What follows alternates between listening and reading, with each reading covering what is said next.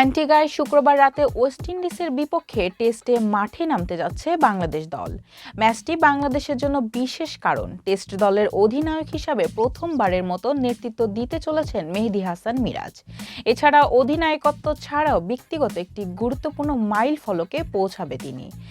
অ্যান্টিগার এই ম্যাচ দিয়ে মিরাজ পূর্ণ করবেন টেস্ট ক্রিকেটে তার 50তম ম্যাচ পূর্ববর্তী সংবাদ সম্মেলনে মিরাজ তার অনুভূতি প্রকাশ করে বলেন, এই অর্জন তার এবং দেশের জন্য বিশাল এক প্রাপ্তি। 50টি টেস্ট খেলা গর্বের বিষয়। এখন লক্ষ্য ম্যাচটিকে স্মরণীয় করে তোলা। সর্বশেষ 2022 সালে ওয়েস্ট ইন্ডিজ সফরে টেস্ট সিরিজ খেলেছিল বাংলাদেশ। সেখানে 2 ম্যাচেই পরাজিত হয়।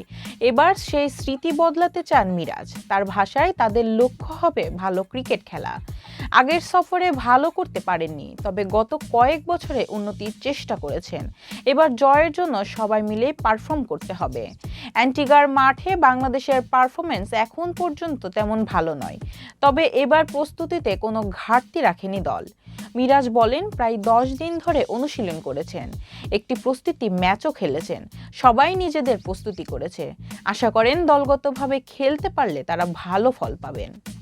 মিরাজ মনে করেছেন, ব্যাটিং বোলিং উভয় বিভাগে দল যদি ঐক্যবদ্ধ হয়ে খেলতে পারে তাহলে ওয়েস্ট ইন্ডিজের বিপক্ষে ভালো ফল করা সম্ভব।